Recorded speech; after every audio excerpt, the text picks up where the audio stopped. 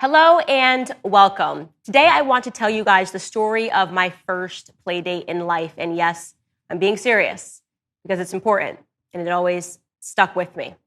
I was in kindergarten when I first went on a play date with someone other than a member of my family. And it was with a girl. She had blonde hair and blue eyes, and we became fast friends. And I'll never forget the car journey up to her house. I was so shocked to see so many trees, and the houses were getting bigger and bigger and bigger. Now, the majority of you guys that are watching this, you already know my story. You know that my family came from nothing. In fact, at this time in my life, we were living in a very small apartment, and me and my two sisters were sharing a very tiny bedroom. It was a roach-infested apartment. I was used to the exterminator coming into that apartment. And so I was shocked when I got to this young girl's house and I found something so different. She effectively lived in a mini mansion. I had never seen anything like it. She had her own playroom. She had her own bedroom.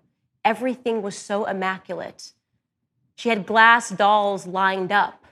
She had a housekeeper.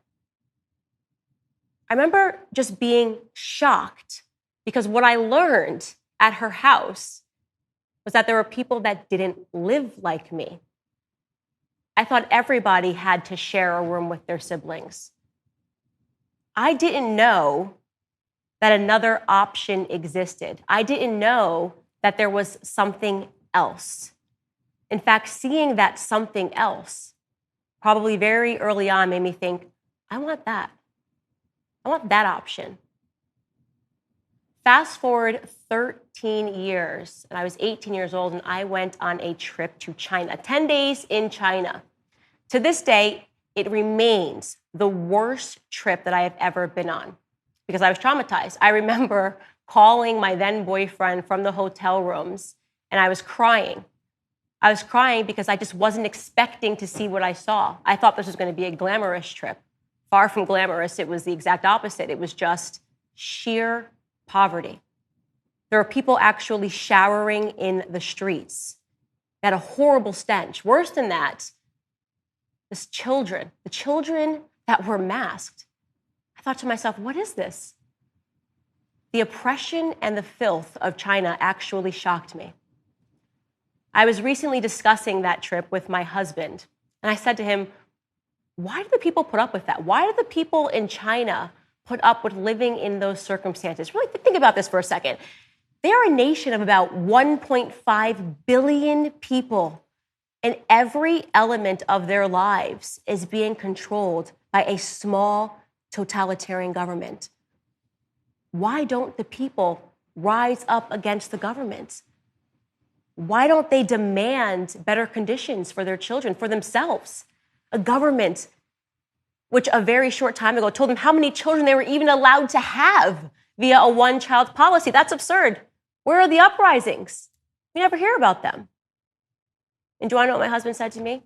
He said, the people that live in China have never known anything else.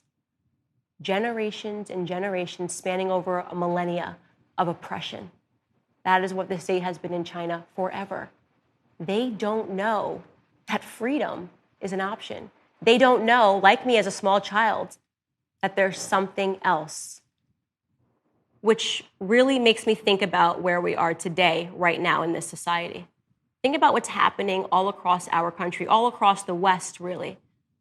Think about it. Right now, there is a generation of children, and if we don't do something, right, they're not going to remember what the world was like before mass censorship. They're not going to know what it was like to be able to say something in America and to not be fact-checked, censored, to have your accounts deleted. They may not even know what it was like when they didn't have to walk around with masks on their face, when they were allowed to go to school with masks not on their faces. They will have no memory. They'll just think, this is normal. I'm always supposed to have a mask on my face. They may not know what it was like to walk into a restaurant without being asked to show their papers. Are you vaccinated? Let me see your cards. Let me see if you received the vaccine. Otherwise, you can't eat in here. We're going to have an entire generation of people who think that it's normal to have to submit to random testing to travel. Those people won't know that there's another option. They won't know that there's the option of freedom. They won't know that it ever even existed.